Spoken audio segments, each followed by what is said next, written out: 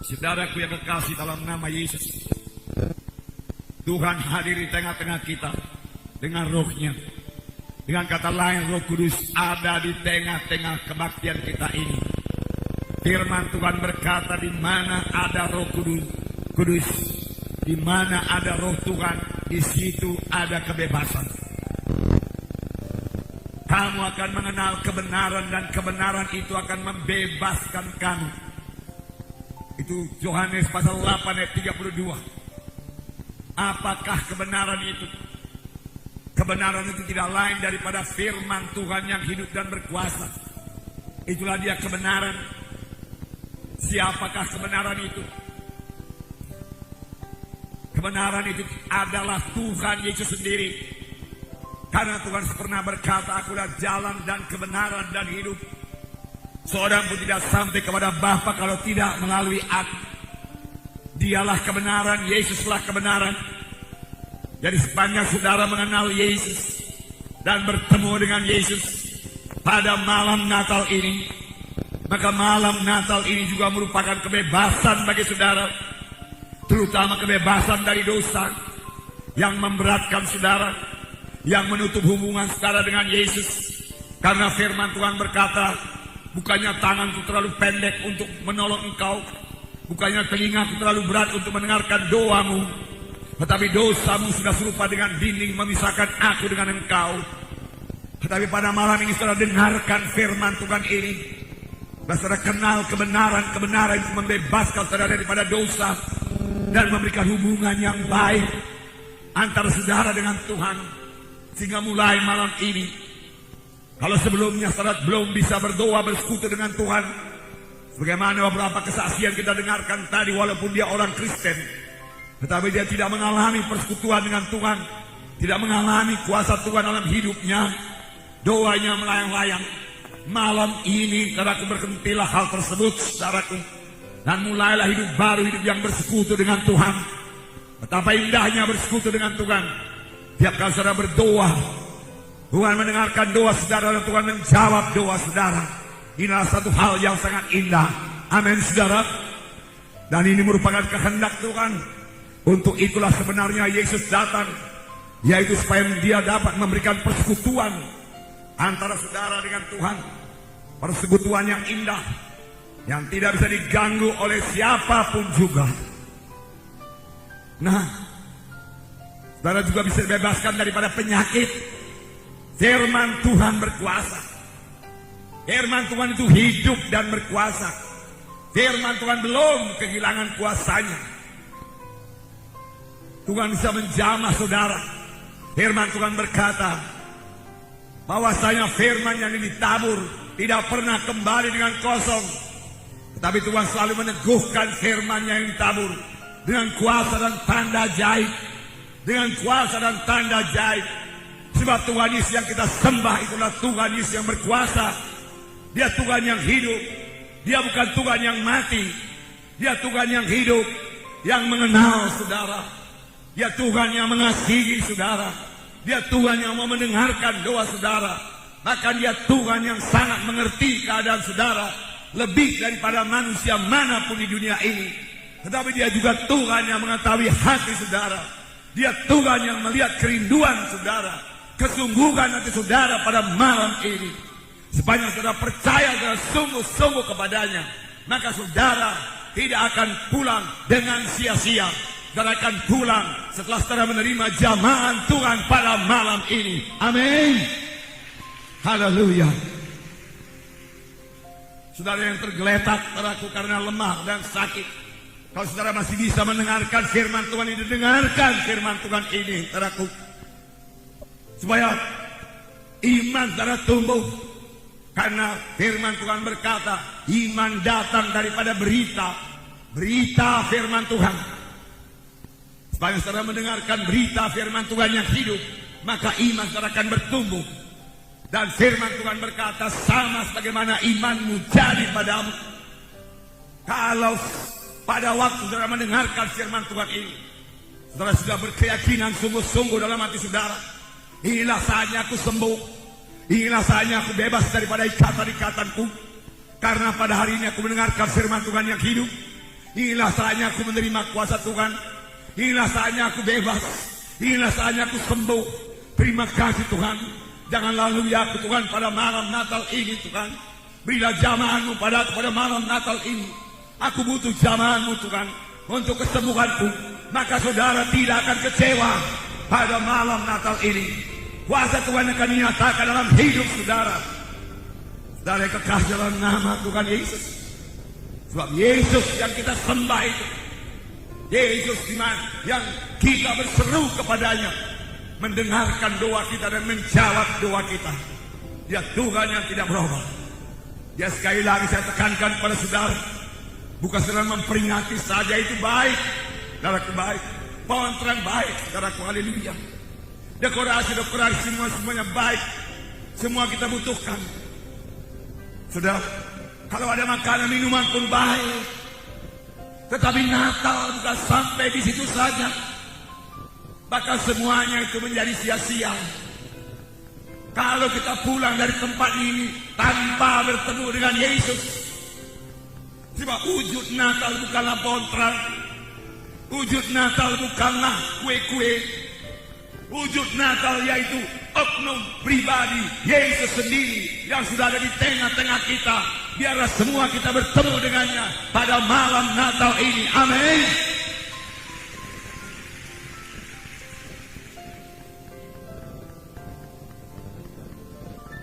Kita bersyukur kepada Tuhan.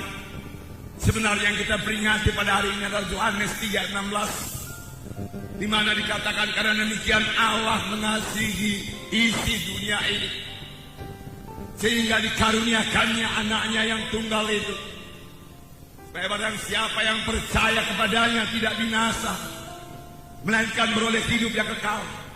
Barang siapa yang percaya kepadanya, siapa saja yang percaya kepadanya, siapa saja termasuk kita semua yang berhimpun di sini, apapun latar belakang saudara, suku, agama saudara, berita bagi saudara, Allah Bapa mengasihi saudara dan Dia tidak ingin saudara binasa. Dia mau supaya saudara sampai kepada hidup yang kekal.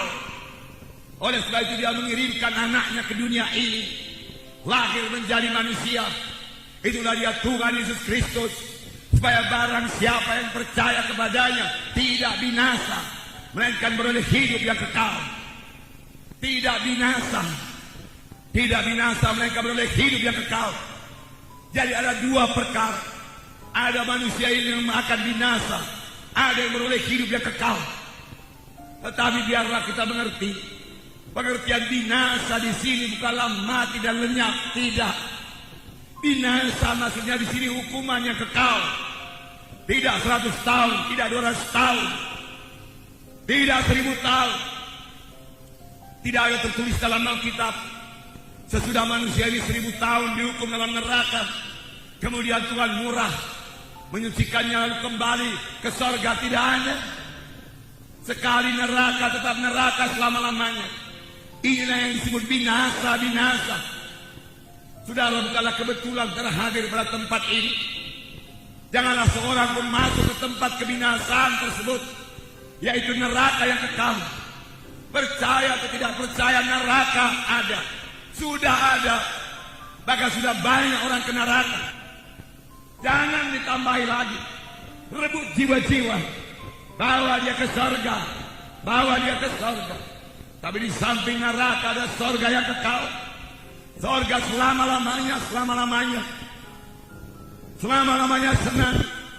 Di surga tidak ada kebinasaan. Di surga tidak ada penyakit, tidak ada kesusahan, tidak ada setan. Tuhan menyediakan surga bagi saudara. Tuhan menyediakan surga bagi kita sekalian yang berhimpun di sini. Dan Tuhan mengendaki semua kita memiliki hidup yang kekal. Amin. Karena firman Tuhan berkata, tidaklah ia gemar seorang pun binasa, tetapi supaya sekaliannya sampai kepada pertobatan.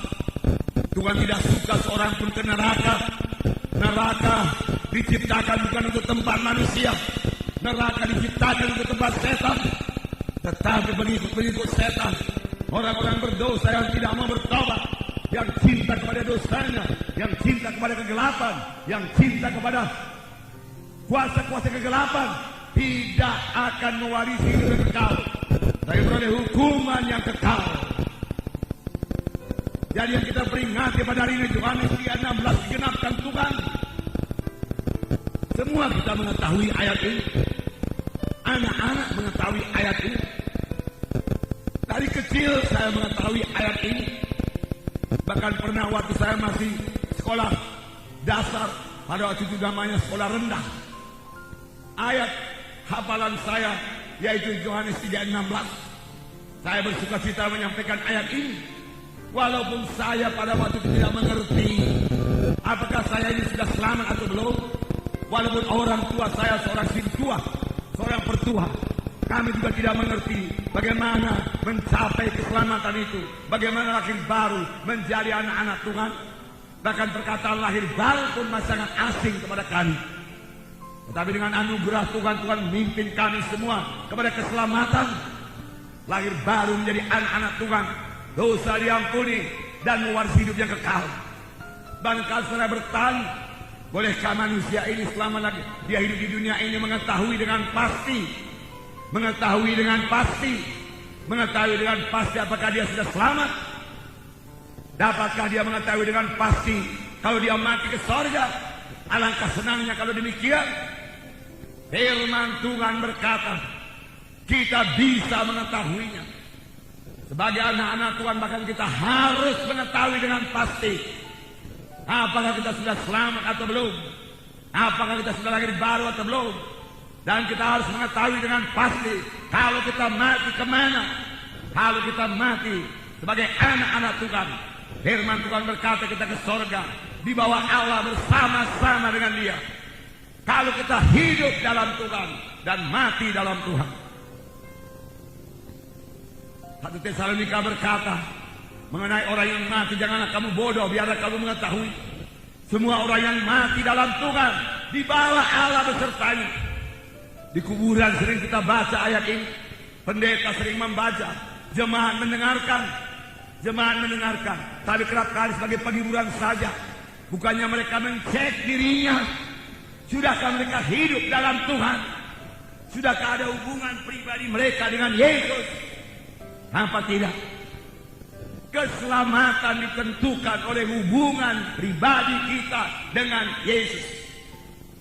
Keselamatan jiwa, keampunan dosa, lahir baru, hidup yang kekal, semua itu sejalan, bukan ditentukan oleh pencatetan nama di gereja. Seseorang boleh saja mencatatkan nama di 5 gereja, tapi kalau dia masih belum punya hubungan pribadi dengan Tuhan Yesus, dia tidak akan mewarisi hidup yang kekal. Firman Tuhan berkata dalam 1 Yohanes pasal 5 ayat 11 dan 12, dikatakan, dan inilah kesaksian itu, Allah telah mengaruniakan hidup yang kekal kepada kita, dan hidup itu ada di dalam Anaknya. Barang siapa memiliki anak, ia memiliki hidup. Barang siapa tidak memiliki anak itu, ia tidak memiliki hidup.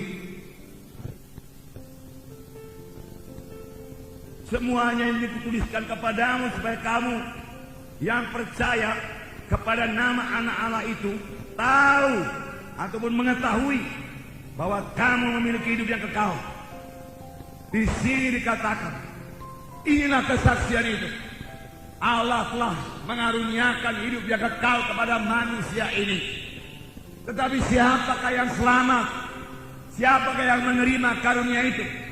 Di sini dikatakan, barang siapa memiliki anak. Anak ditulis dengan huruf besar, maksudnya bukan keturunan. Bukan maksudnya barang siapa yang memiliki keturunan dia memiliki hidup yang kekal, tidak. Maksudnya di sini barang siapa yang memiliki Yesus, ia memiliki hidup yang kekal. Barang siapa tidak memiliki Yesus, ia tidak memiliki hidup yang kekal, walaupun dia ke gereja. Sidang pertama, semua mengetahui dengan pasti bahwasanya dia beroleh hidup yang kekal. Itu sebabnya kepada sidang pertama, mati martir tidak menjadi persoalan. Dia tahu kalau dia mati martir, itulah dia berjumpa dengan Tuhan dan Juru Selamat. kehidupannya tidak akan berhenti. Barang siapa yang memiliki Yesus, dia memiliki hidup. Barang siapa tidak memiliki Yesus, dia tidak memiliki hidup yang kekal. Jadi keselamatan jiwa bukan tergantung dari kebaikan saudara.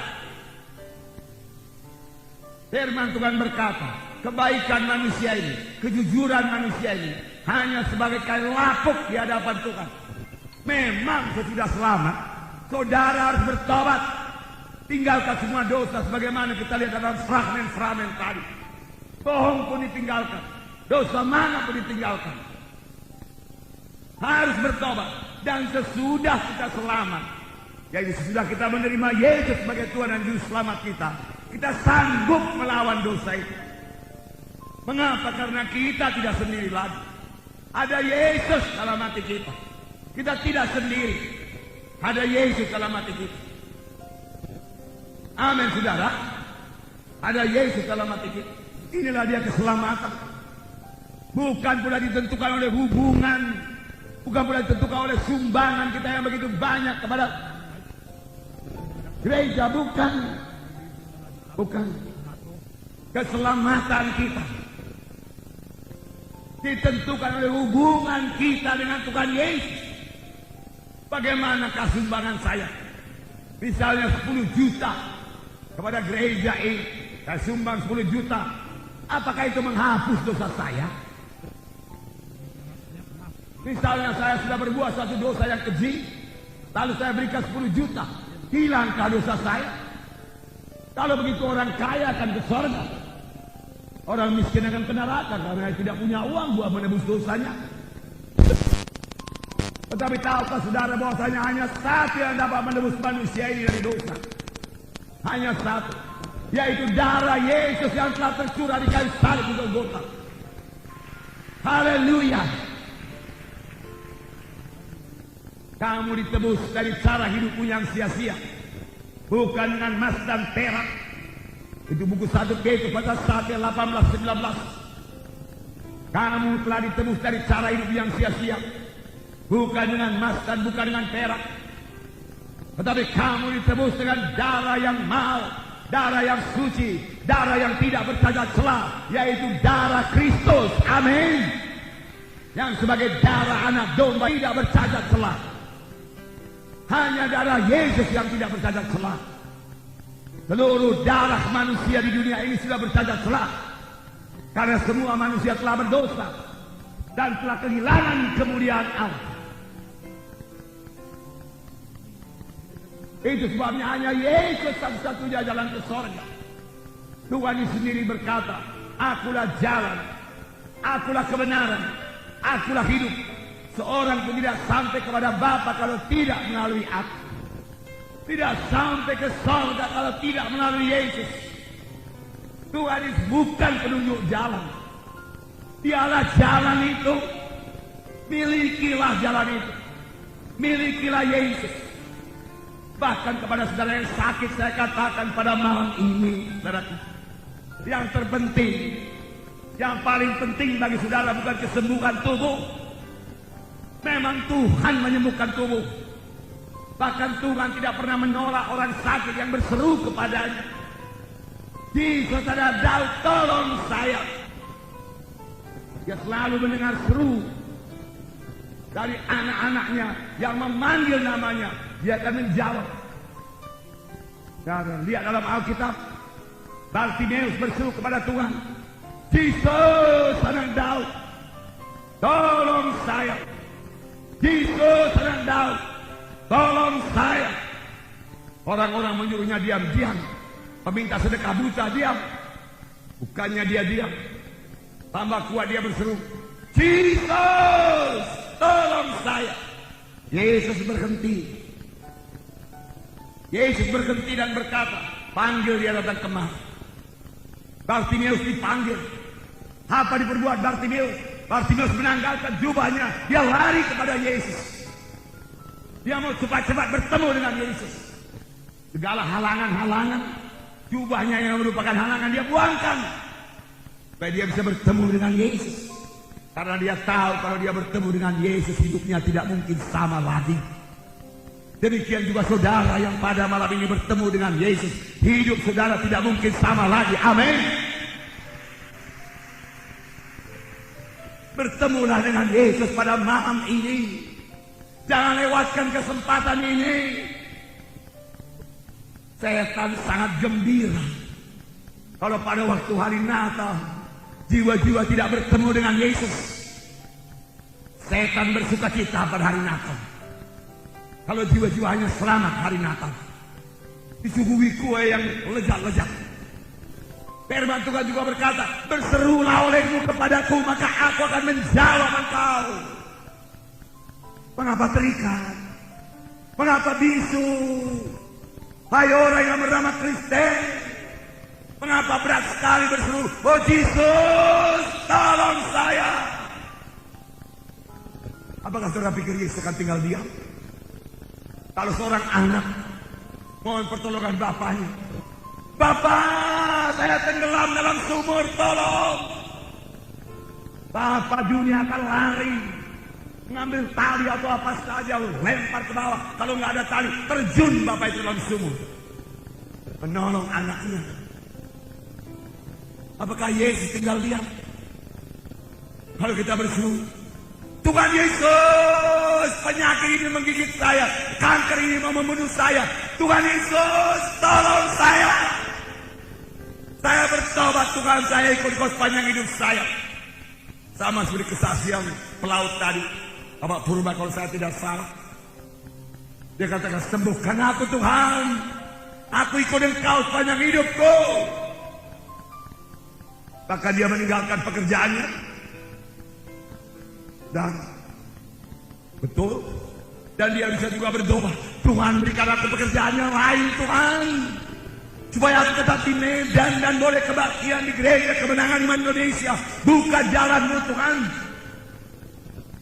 Kedua yang patut diberikan pada Tuhan, dia memberikan prioritas yang pertama kepada Tuhan, bukan pada pekerjaannya. Banyak orang berikan prioritas pada pekerjaannya. Berseru. Itu yang saya katakan tadi kepada saudara yang sakit. Dengarkan firman Tuhan ini supaya saudara bisa berseru kepada Tuhan.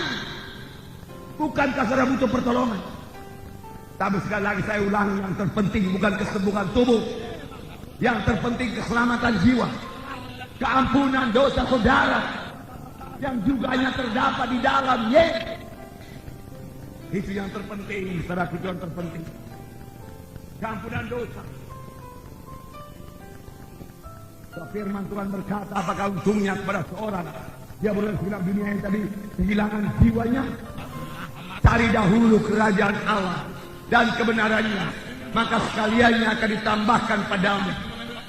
Kamu akan mengenal kebenaran dan kebenaran itu akan membebaskan kamu. Amin. Amin. Yesus membebas. Yesus membebas. Darilah hari Natal ini, saudaraku, perubahan ajaib bagi saudara. Karena saya mau mengatakan kepada saudara, Yesus mati. Yesus mencurahkan darahnya. Bukan untuk membangun orang Kristen yang pergi ke dukun. Bukan untuk membangun orang Kristen yang terikat ganja narkotika. Bukan untuk membangun orang Kristen yang lemah-lemah. Yesus mencurahkan darahnya bukan untuk membangun gereja yang lemah, gereja yang kompromi dengan dosa. Bukan. Tapi Yesus mencurahkan darahnya untuk membangun satu sidang Tuhan yang kuat, yang mempermuliakan Tuhan, yang mengalahkan dunia ini. Amin. Yang mengalahkan dosa, yang mengalahkan setan. Itulah maksud Tuhan dari mulai. Waktu Tuhan menjadikan manusia, apakah Tuhan berkata, baiklah kita menjadikan manusia menurut rupa dan teladan kita. Jadi manusia diciptakan mulia menurut gambar Tuhan.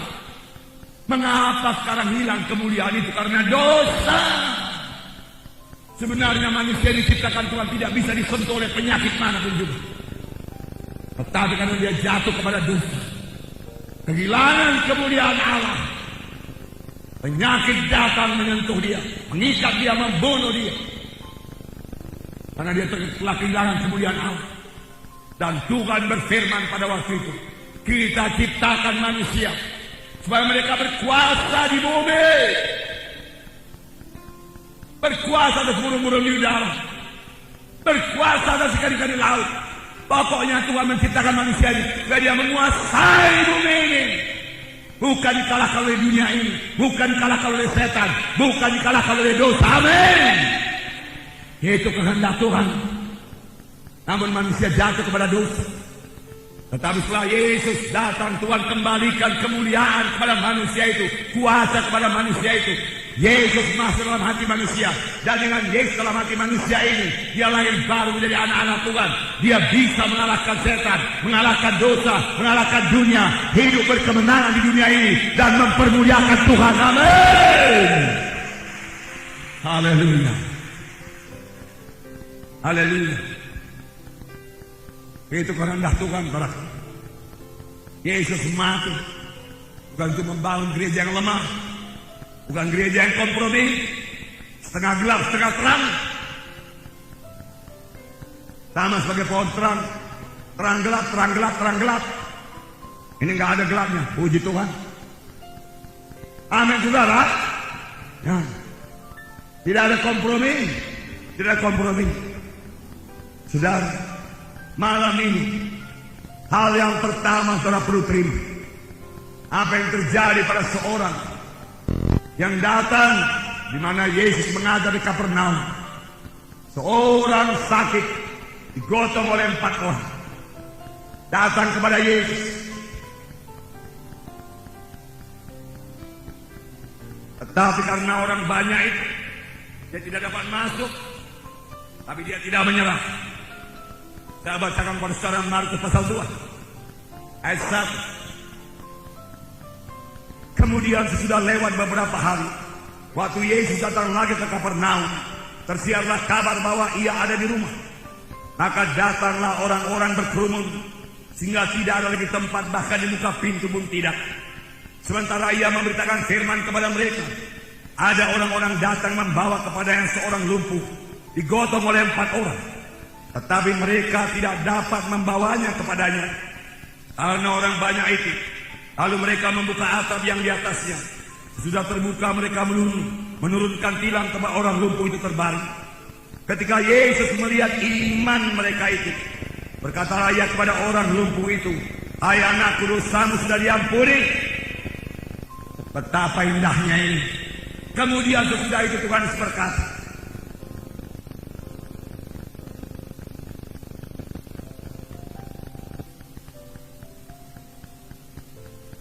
manakah lebih mudah mengatakan kepada orang lumpuh ini, dosamu sudah diampuni, atau mengatakan bangunlah, angkatlah tempat tidurmu dan berjalan. Tetapi supaya kamu tahu bahwa Anak Manusia berkuasa mengampuni dosa, berkatalah ia kepada orang lumpuh itu, kepadamu kukatakan, bangunlah, angkatlah tempat tidurmu dan pulanglah ke rumahmu. Dan orang itu pun bangun, segera mengangkat tempat tidurnya dan pergi keluar di hadapan orang itu, sehingga mereka semua takjub, lalu memuliakan Allah, katanya, yang begini belum pernah kita lihat. Yesus mengajar di Kapernaum, penuh semua, di muka pintu dan jendela, di dalam ruangan penuh, orang tidak bisa masuk lagi. Seharusnya demikianlah kebaktian.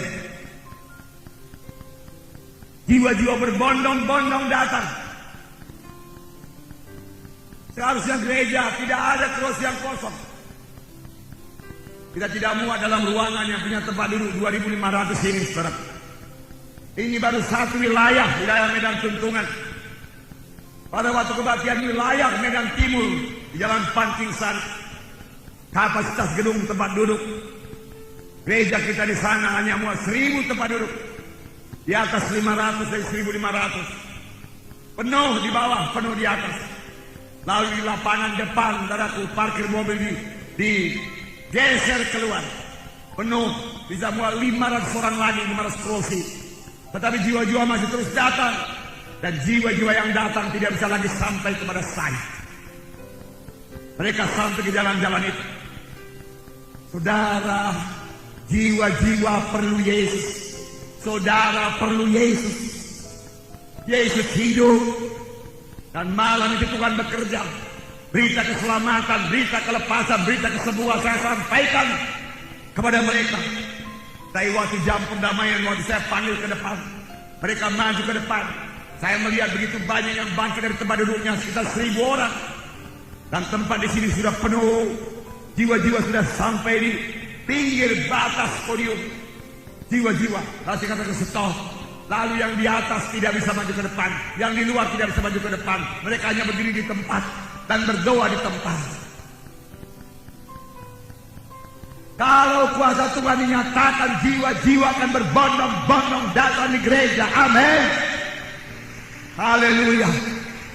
Tuhan, kembalikan ini Tuhan. Kembalikan kuasa-Mu kepada gereja-Mu Tuhan Yesus.